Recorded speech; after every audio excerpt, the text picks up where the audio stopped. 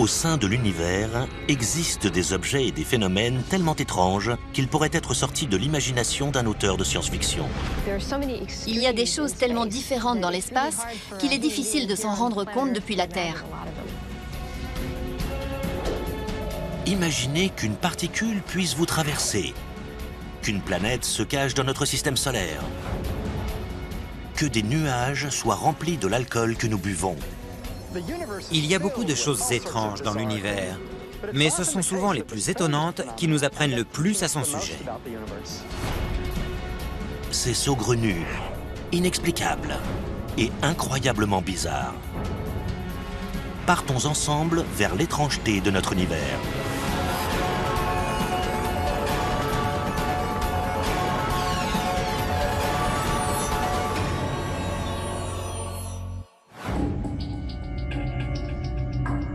De la Voie lactée aux confins de notre galaxie à des milliards d'années-lumière, nous sommes entourés de choses étranges.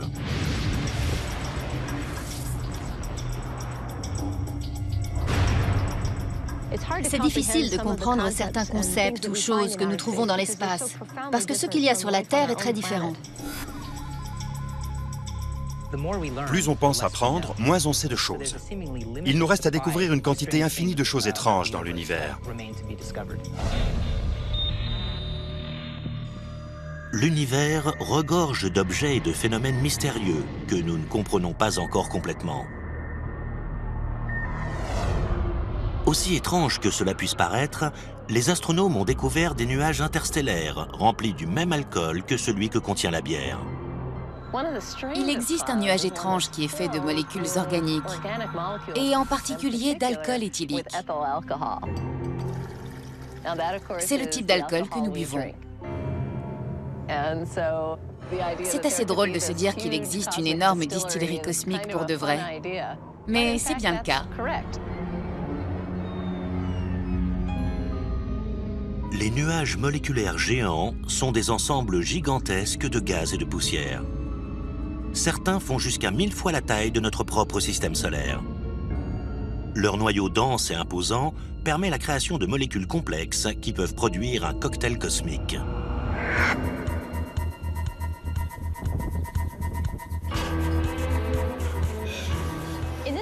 Dans cette microbrasserie, on utilise de l'orge, de l'eau et de la levure pour faire de l'alcool. Alors que dans les nuages moléculaires interstellaires, ce sont des grains de poussière qui servent de site de nucléation pour les molécules les moins complexes, comme l'hydrogène, l'eau et le dioxyde de carbone, qui se réunissent et créent par réaction chimique des molécules complexes comme l'alcool éthylique.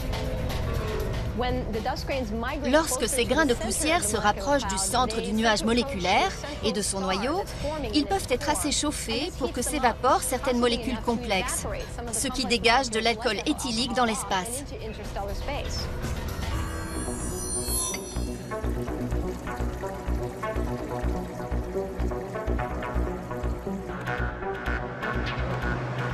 Merci.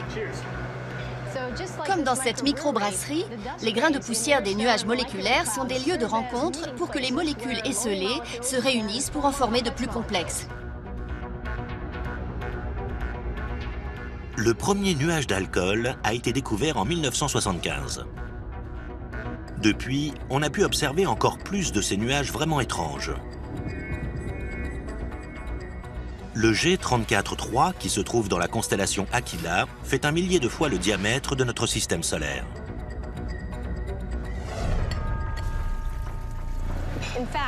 Un de ces nuages contient assez d'alcool éthylique pour fournir 300 000 pintes de bière par jour et par personne pour le prochain milliard d'années. L'inconvénient, c'est que ça risquerait de nous provoquer une sacrée migraine, parce que l'alcool est mélangé à du cyanure d'hydrogène, du monoxyde de carbone, du dioxyde de carbone, de l'ammoniac et d'autres composants chimiques pas très bons. Ils ont l'air de nuages innocents qui dérivent simplement dans l'espace. Mais aussi étonnant que ça puisse paraître, ils finissent par former de nombreux systèmes stellaires, des planètes et peut-être même une forme de vie. Sur les bordures extérieures du nuage, ces grains de poussière gelés et leurs molécules complexes restent intacts. Aujourd'hui, nous les appelons comètes. On pense qu'elle pourrait être responsable de l'apparition de certaines de ces molécules complexes au sein de notre système solaire.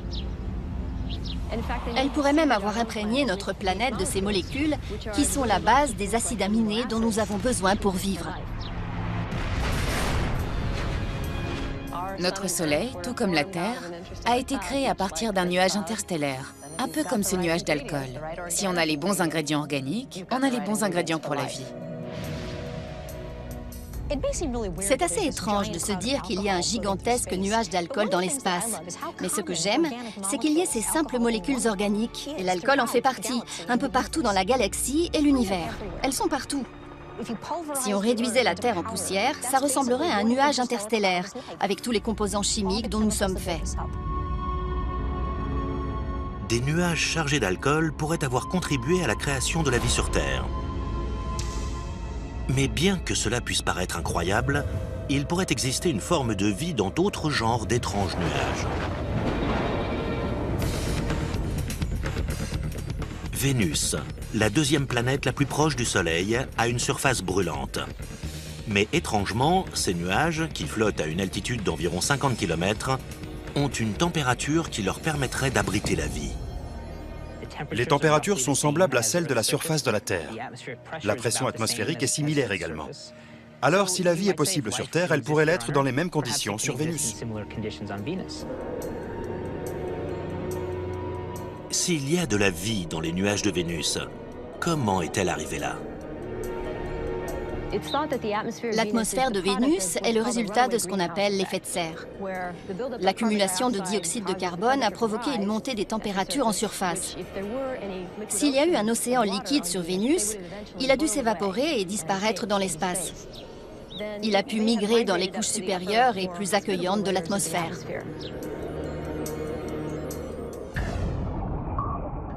La vie, telle que nous la connaissons, nécessite de l'eau. Les nuages de Vénus en contiennent sous forme d'acide sulfurique concentré. Sur Terre, les scientifiques ont découvert un organisme extrémophile qui se développe dans des liquides acides similaires, comme les sources d'eau chaude du parc national de Yellowstone. Certaines personnes estiment que des organismes peuvent survivre dans les nuages de Vénus. Ils pourraient même avoir développé un moyen d'utiliser la lumière ultraviolette, tout comme les plantes utilisent la lumière pour la photosynthèse. Il se passe beaucoup de choses du point de vue chimique dans les nuages. Il y a du soufre, de l'hydrogène et d'autres éléments nécessaires à créer et à maintenir la vie. Ils sont présents en abondance à cette altitude. Il n'est pas inconcevable qu'une forme de vie puisse être présente dans les couches nuageuses de Vénus. L'une des méthodes de vérification de cette hypothèse est l'examen des nuages terrestres. On a fait des mesures sur Terre en capturant des particules de nuages et en les analysant dans un laboratoire. Et on a démontré que de petits organismes, des bactéries, peuvent survivre dans l'atmosphère et être entraînés dans des courants d'air ascendants ou des rafales de vent. Ils peuvent peut-être survivre pendant une longue période de temps. Ce même comportement peut avoir lieu sur Vénus. S'il existe une forme de vie dans l'atmosphère vénusienne, il se peut qu'elle virevolte sur de longues périodes. La NASA pourrait un jour lancer une mission pour découvrir s'il y a de la vie dans les nuages de Vénus. Mais pour le moment, les scientifiques tentent de savoir s'il existe dans notre système solaire une planète particulière, une planète mystérieuse qu'il leur faut encore découvrir.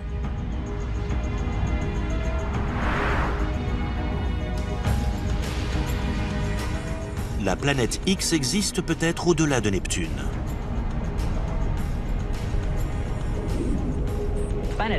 La planète X est un terme générique donné à une planète inconnue quelque part dans les confins du système solaire qui reste encore à découvrir.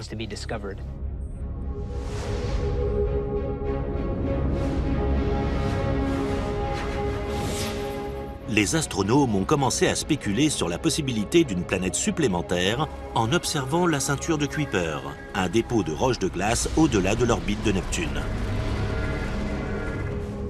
Le bord extérieur de la ceinture de Kuiper est appelé falaise de Kuiper, à cause de la densité de roches spatiales qui chutent brutalement à cet endroit.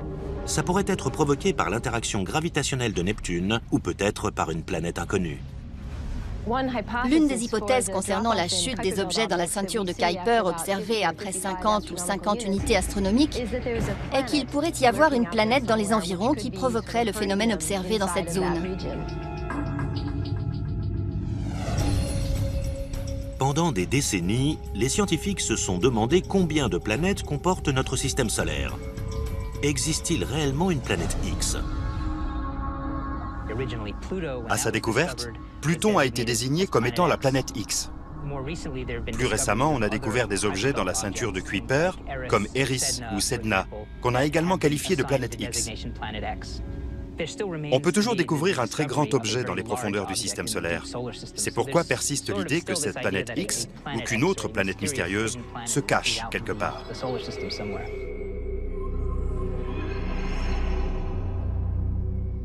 Les scientifiques pourraient rapidement résoudre le mystère de la falaise de Kuiper. S'il existe réellement une planète X, ces fins limiers de l'espace la trouveront. On devrait pouvoir découvrir assez rapidement si une telle planète existe vraiment grâce à une nouvelle génération de télescopes à grande échelle qui vont pouvoir absolument tout détecter.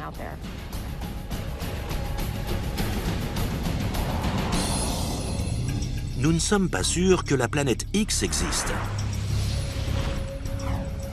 Mais d'autres planètes ont pu être observées dans les confins de l'espace. Et elles sont vraiment extraordinaires.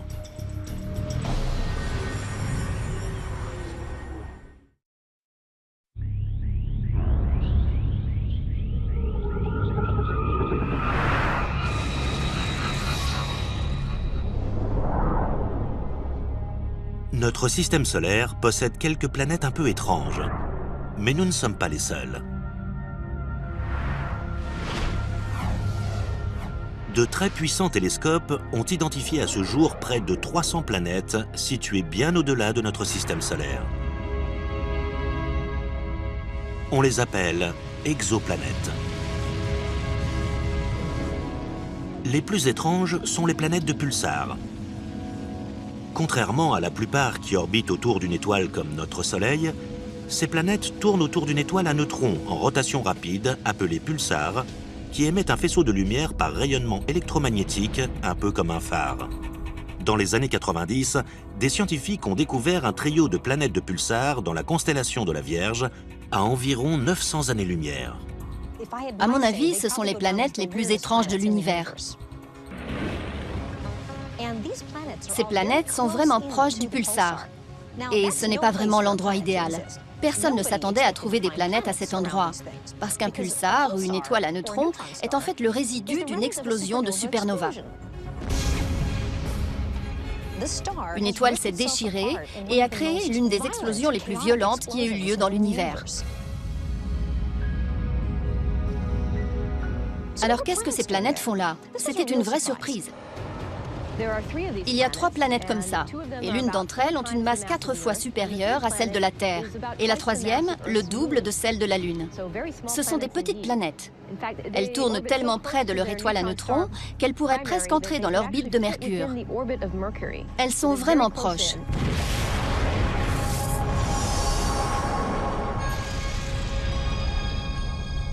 Une question persiste. Comment ces planètes ont-elles survécu à la supernova? Si la même chose arrivait à notre Soleil, les planètes du système solaire se vaporiseraient.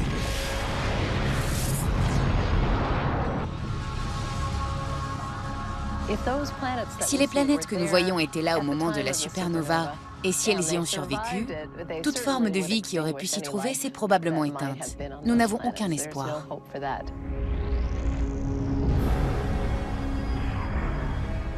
La puissance, l'énergie et les radiations provoquées par la supernova auraient été fatales pour absolument tout.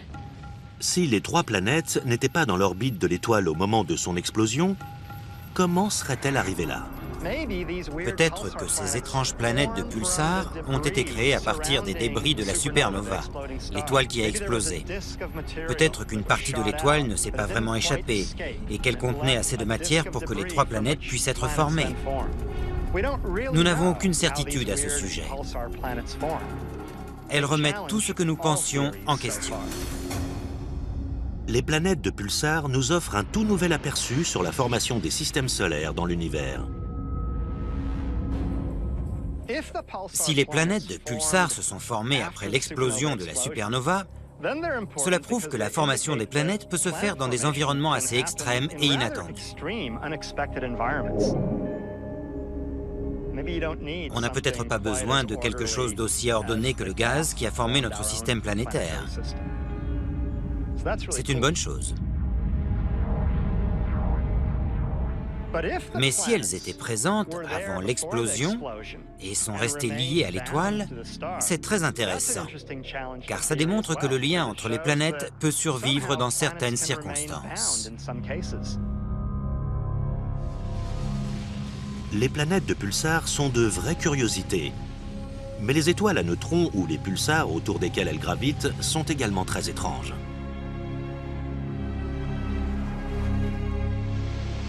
La matière qui compose une étoile à neutrons est très dense. Sa masse par unité de volume est très élevée. Elle est aussi dense qu'un noyau atomique. Si cette pelletée de sable était en fait la matière de l'étoile à neutrons, elle pèserait autant que le mont Whitney dans la Sierra Nevada en Californie. Ça aurait la même masse qu'une montagne. Et si on remplissait un seau de cette matière, il pèserait autant que le mont Everest, le plus haut sommet sur Terre. Je peux soulever un seau de sable assez facilement, mais si c'était de la matière d'étoile à neutrons, je ne pourrais jamais soulever le mont Everest, ce qui prouve à quel point cette matière est dense.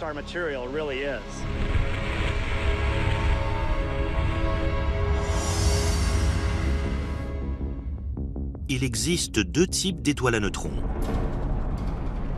Les pulsars, qui tournent rapidement et émettent un signal périodique, et les magnétars, qui tournent plus lentement et émettent de l'énergie magnétique. Les magnétars, qui sont plus rares que les pulsars, ont les champs magnétiques les plus puissants qu'on connaisse. Il n'y a aucun endroit sur Terre où l'on trouve de champs magnétiques aussi puissants que ceux qu'on trouve sur les magnétars. On peut tout de même établir un parallèle avec cette bobine Tesla. La bobine Tesla a été expérimentée à l'origine par Nikola Tesla, alors qu'il essayait de trouver un moyen de fournir de l'électricité par l'air, sans avoir besoin d'installer des fils électriques. Il y a une grande différence de voltage d'environ 1 demi-million de volts entre le cylindre du milieu et la cage qui l'entoure. Dans l'intervalle, une énergie est libérée. Et quand les électrons se déplacent dans l'air, ils libèrent une énorme quantité d'énergie que l'on voit dans les étincelles. C'est un peu pareil dans les magnétars. C'est cette énergie que l'on voit dans les rayons gamma et les rayons X. Les magnétars peuvent libérer de grandes quantités d'énergie. Non pas de manière périodique comme les pulsars, mais plutôt au hasard. Il y a comme un tremblement d'étoiles à la surface. Et plusieurs champs magnétiques se réunissent et libèrent beaucoup d'énergie, qui se transforme en rayons gamma et en rayons X. Les magnétars et les pulsars sont des étoiles assez étranges. Mais les scientifiques ont découvert quelque chose d'encore plus étrange. Une étoile qui se comporte comme un pulsar et un magnétar en même temps. Le Rossi X-Ray Timing Explorer de la NASA a observé que cette étrange étoile avait libéré 5 éruptions d'énergie sous forme de flamboiements propres aux magnétars. Ça s'est passé 5 fois entre mai et juillet 2005. À chaque fois, ça a duré moins d'1 seconde, mais l'énergie libérée équivalait à celle de dizaines de milliers de soleils. Il y a eu un cas de pulsar qui a subi plusieurs explosions identiques à celles d'un magnétar, ce qui nécessite un champ magnétique très puissant et une sorte de restructuration de celui-ci qui libère soudainement bien plus d'énergie qu'un pulsar ordinaire. Nous avons donc la preuve d'un lien, peut-être manquant, entre les pulsars et les magnétars. Un pulsar qui s'est comporté comme un magnétar. Cette étoile, qui est un pulsar et un magnétar à la fois, est très jeune. Elle a moins de 900 ans. Les astronomes pensent que les étoiles à neutrons peuvent être d'abord des magnétars, avant de se stabiliser et de devenir des pulsars. Il est possible que beaucoup d'étoiles à neutrons, qui sont par la suite devenues des pulsars normaux, subissent des explosions similaires à celles des magnétars lorsqu'elles sont très jeunes et qu'elles n'ont que quelques centaines ou un millier d'années. C'est peut-être l'explication. Nous voyons celle-ci alors qu'elle est plus jeune que les autres pulsars que nous observons.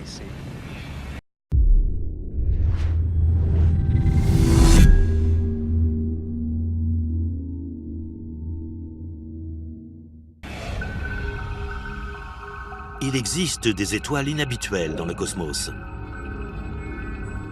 Mais il y a d'autres choses tout aussi étranges dans l'espace. Récemment, les scientifiques ont résolu le mystère qui entourait l'un des éléments les plus insaisissables de l'univers, une particule fantôme qui nous traverse chaque seconde de chaque jour.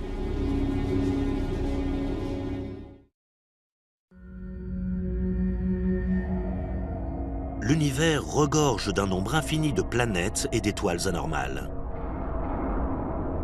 En parallèle, il existe tout autant de choses étranges et plus petites dans l'espace. Les êtres humains, tout comme l'univers, sont faits de matière normale, qui consiste essentiellement en 4 particules fondamentales. L'une d'elles est une particule fantôme appelée neutrino. Pour moi, les neutrinos font partie des éléments de matière normale les plus étranges de l'univers. En ce moment même, il y a 50 trillions de neutrinos provenant du Soleil qui traversent mon corps. Et il y a d'autres neutrinos provenant d'autres étoiles qui traversent la Terre en toutes directions. Ces choses me pénètrent par trillions chaque seconde. Mais nous n'en avons même pas conscience. Elles n'interagissent pas vraiment avec nous. Il existe une petite particule étrange du nom de neutrino, ce qui veut dire le petit neutre en italien. Sa masse est très faible. C'est une infime quantité de presque rien. Mais il contient de l'énergie et il traverse l'espace presque à la vitesse de la lumière.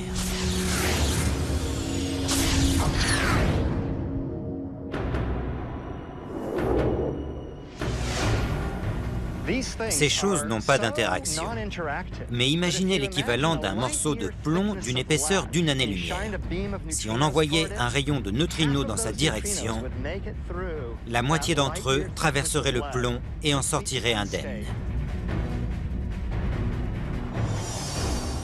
Les neutrinos sont communément formés suite à des réactions nucléaires à l'intérieur d'étoiles et de notre Soleil aussi.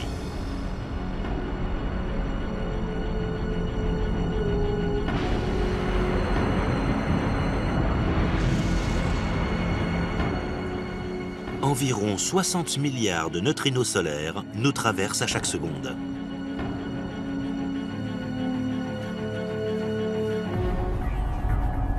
Mais d'autres sources créent des neutrinos. Ils sont produits par des réacteurs nucléaires. Certains d'entre eux sont produits par des déchets radioactifs d'éléments contenus dans la roche qui nous entoure.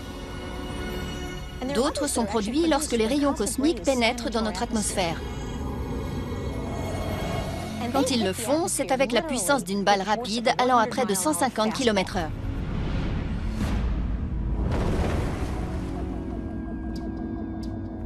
Un grand nombre de neutrinos ont été libérés dans l'univers immédiatement après le Big Bang, tout comme d'autres particules ainsi que de la lumière.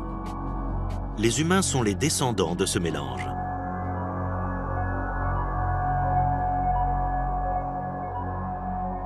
Les neutrinos sont de petits objets inhabituels. Mais il existe des choses plus grandes, tout aussi inhabituelles.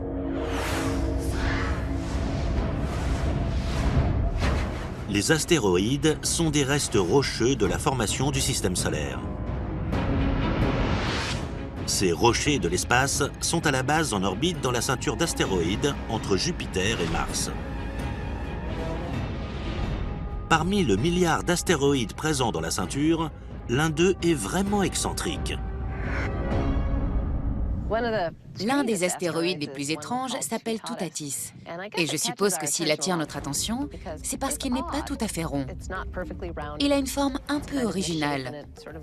On dirait un peu une quille de bowling allongée, comme deux bosses reliées par une partie plus étroite. Certains pensent même qu'il s'agit de deux morceaux différents, à peine reliés entre eux. Sa période de rotation est assez étrange. On dirait qu'il tombe, un peu comme un ballon qu'on aurait mal lancé. Il ne tourne pas autour de l'un de ses axes primaires. On dirait qu'il dérive dans l'espace, qu'il tourne en suivant 3 axes.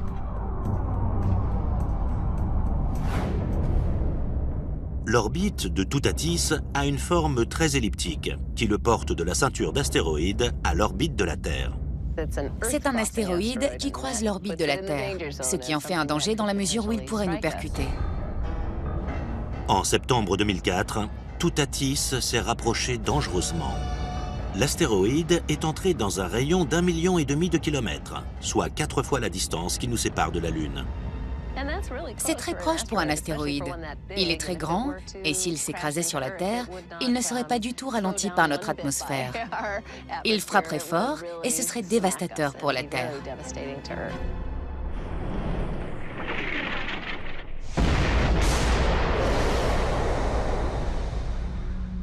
Il ne repassera pas si près avant le 26e siècle, donc dans plusieurs centaines d'années. On est hors de danger en ce qui concerne Toutatis, mais il faut quand même garder un œil dessus.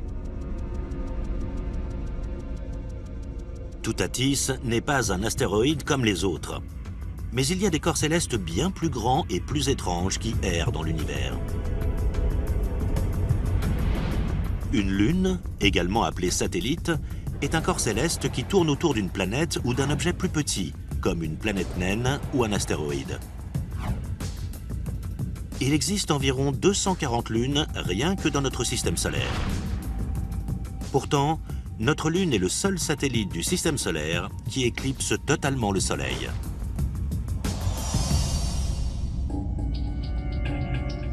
Mais l'une des lunes les plus étranges appartient à une géante gazeuse aux confins de notre système solaire. Miranda, l'une des lunes d'Uranus, est vraiment étrange.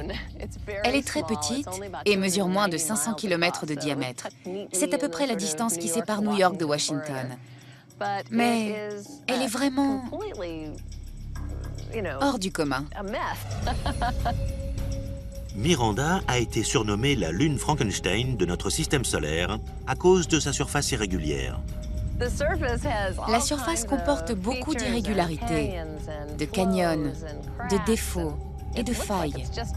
On dirait qu'elle a été abîmée. Bien que son diamètre ne dépasse pas les 500 km, elle a des failles de 18 km. À titre de comparaison, le Grand Canyon mesure 450 km de long et environ 1,5 km de profondeur. Ce qui fait de Miranda l'une des lunes les plus étranges du système solaire, c'est qu'on dirait qu'elle a été assemblée à partir des restes d'autres lunes. Sa surface a 2 aspects. Certaines régions sont très plates et d'autres sont au contraire très dynamiques. Miranda étonne les astronomes parce qu'ils ignorent comment elle a été formée. Une théorie suggère qu'il y a des milliards d'années, la petite lune pourrait avoir subi un impact cosmique tellement puissant qu'elle aurait été pulvérisée en plusieurs morceaux rocheux et gelés. Ces morceaux se seraient ensuite rassemblés en mélangeant formes et couleurs.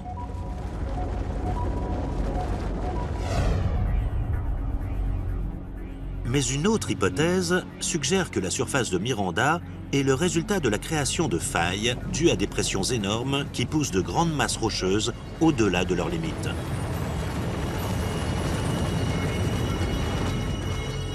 Ça ressemble beaucoup à ce qui s'est passé sur Terre.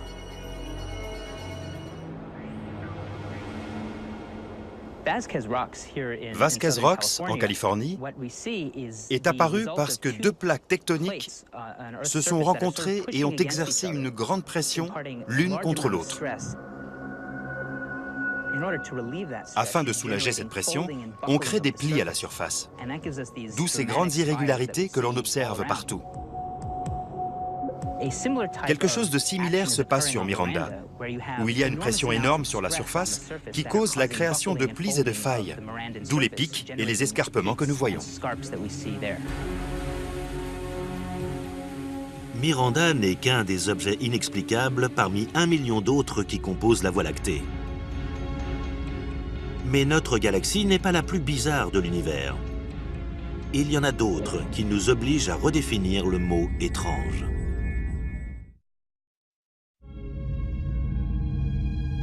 Les galaxies, ce sont des quartiers célestes constitués de planètes, d'étoiles, de gaz et de poussière.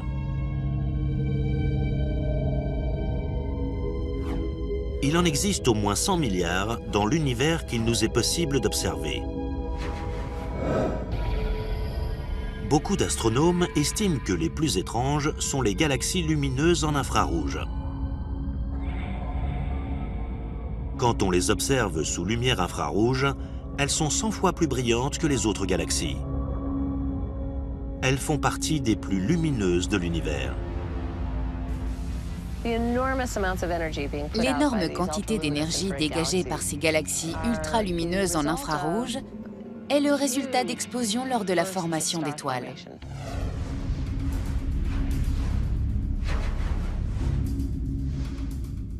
Dans notre galaxie, une étoile de la taille du Soleil naît chaque année.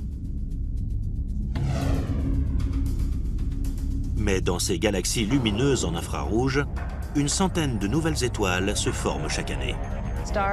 Les étoiles sont formées à partir de gaz interstellaires et sont entourées de poussière. On ne peut pas vraiment voir ce processus de formation, mais toute cette énergie réchauffe la poussière, qui à son tour brille sous la lumière infrarouge. On voit toute l'énergie de toutes ces générations d'étoiles être absorbée et rayonner de nouveau en infrarouge à travers la poussière de ces galaxies. C'est comme s'il y avait un voile autour de ces galaxies, et ce voile brille lui aussi très fort.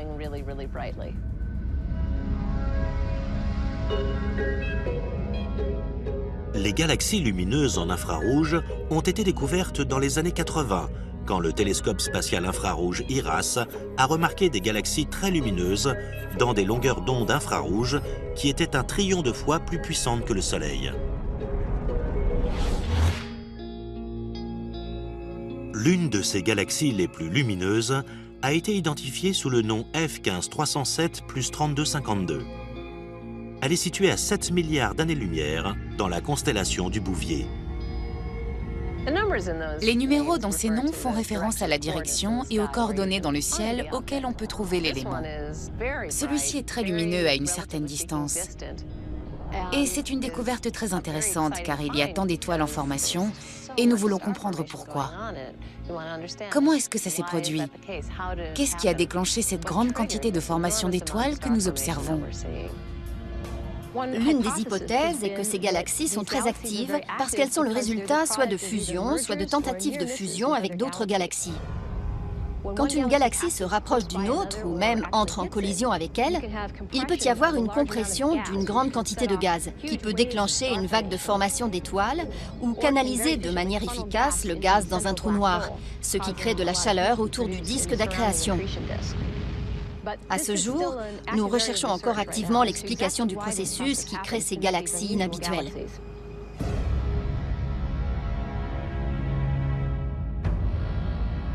Des trous noirs supermassifs ont été détectés au centre de galaxies ultralumineuses en infrarouge. Il s'agit de régions dans l'espace où la gravité est tellement forte que rien ne peut y échapper, pas même la lumière. Mais une catégorie encore plus étrange de trous noirs pourrait également exister. Les micro-trous noirs sont une sorte hypothétique d'éléments plus petits que le noyau d'un atome. Contrairement aux trous noirs stellaires ou supermassifs, les micro-trous noirs n'ont jamais été observés, mais de nombreux scientifiques croient en leur existence. Les micro-trous noirs sont probablement très communs. Il y en a peut-être un là sous mon nez, un là, un autre là. On ne le saura peut-être jamais. Les micro-trous noirs sont peut-être des restes du Big Bang. L'explosion aurait pu concentrer de la matière pour qu'elle forme des trous noirs trop petits pour être observables au microscope. Plus le trou noir est petit, plus vite il perd de la masse. Donc si un tout petit trou noir de la masse d'une montagne avait été créé peu après le Big Bang, alors aujourd'hui, 14 milliards d'années plus tard, il se serait évaporé tellement vite que les résidus se seraient évaporés également dans une explosion colossale.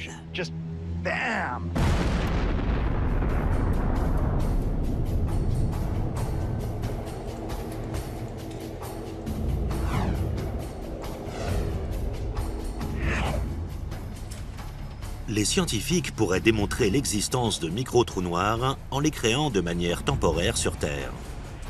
En Suisse, ils ont construit le Grand Collisionneur de Hadron.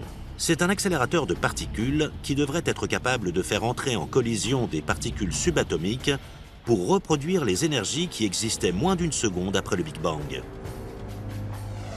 Le Grand Collisionneur de Hadron va pouvoir entraîner à toute vitesse les particules les unes vers les autres. Et pendant un instant, il y aura beaucoup de masse dans un espace très limité. Et on pourrait parvenir à créer des micro-trous noirs. C'est une idée fantastique. Nous sommes sur le point de créer des micro-trous noirs artificiels dans un laboratoire. Si le Grand Collisionneur de Hadron produit réellement des micro-trous noirs, ce sera très important, car cela démontrera qu'ils existent vraiment, ou qu'ils peuvent exister, et qu'ils ne sont pas juste une invention de notre imagination théorique. Les micro-trous noirs que le Grand Collisionneur de Hadron pourrait produire n'existeraient qu'un instant avant de disparaître. Si ça fonctionne, l'expérience pourrait également révéler certains secrets au sujet d'un autre phénomène curieux dans l'univers. Une matière qui est complètement invisible. Pour trouver cette matière fantôme, les scientifiques n'ont pas eu à chercher plus loin que dans notre propre quartier galactique, la Voie lactée.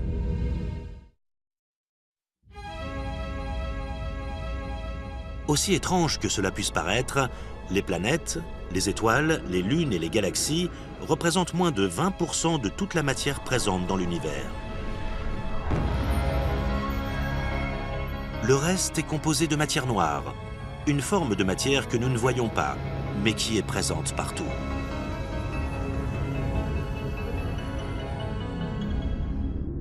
L'idée de la matière noire a pour la première fois été introduite au début des années 30, mais peu de scientifiques y ont cru à l'époque.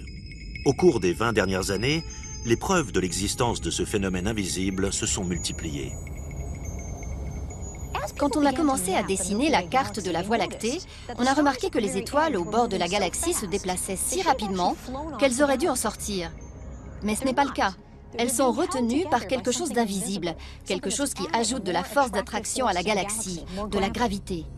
Mais nous ne savions pas ce que ça pouvait être. C'est étrange de se dire qu'on ne peut même pas voir une partie de l'univers. On détecte la matière noire parce qu'elle agit sur la gravité de la masse qui nous est visible. Les galaxies tournent plus vite qu'elles ne le devraient, si on calcule la gravité à laquelle elles sont soumises par rapport à la quantité de matière que l'on voit. Si cette attraction gravitationnelle n'existait pas, les gaz chauds se disperseraient. Nous savons donc qu'il y a davantage de gravité que ce que nous pourrions penser au vu de la quantité de masse que nous voyons. On a appelé ça la matière noire, tout simplement. L'un des moyens de mesurer la matière noire est d'observer les gaz chauds qui émettent des rayons X et comment ils sont contenus par la gravité qu'ils contiennent. Un autre moyen consiste à observer quelque chose appelé lentille gravitationnelle. Une lentille gravitationnelle est créée lorsque l'on voit une galaxie très lointaine derrière une autre galaxie. La lumière émise par la première est détournée pour contourner la seconde galaxie. C'est étrange de se dire que la lumière se tord pour former une lentille. C'est la gravité qui cause cette altération. On a donc remarqué ces galaxies déformées par la gravité. Pour qu'une telle altération puisse être possible, la masse, à leur centre, aurait dû être 10 fois plus élevée que la masse de ce que nous pouvions voir. On avait donc face à nous un ensemble de matière noire. La matière noire constitue peut-être la majorité de la masse dans l'espace. Mais la plupart de l'énergie de l'univers provient d'un autre phénomène invisible appelé l'énergie sombre. C'est une forme d'énergie théorique qui existe partout et représenterait 70% de la masse totale et de l'énergie de l'univers.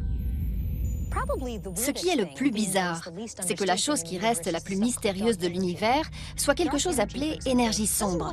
Cette énergie sombre n'a pas grand-chose à voir avec la matière noire. Ce sont deux choses différentes. L'énergie sombre a été observée pour la première fois en 1998, lorsque les dimensions d'étoiles qui explosaient ont été utilisées pour déterminer la distance des galaxies. On a pu démontrer qu'elles étaient bien plus lointaines que ce qu'on imaginait dans un univers qui ralentit avec le temps. Les astronomes ont ainsi conclu que l'univers s'étend de plus en plus rapidement. Ça peut être dû à l'énergie sombre. L'univers est rempli de cette énergie sombre répulsive. C'est quelque chose d'étrange qui cause l'accélération de l'expansion de l'univers au fil du temps. Ça va se passer comme ça, de plus en plus rapidement.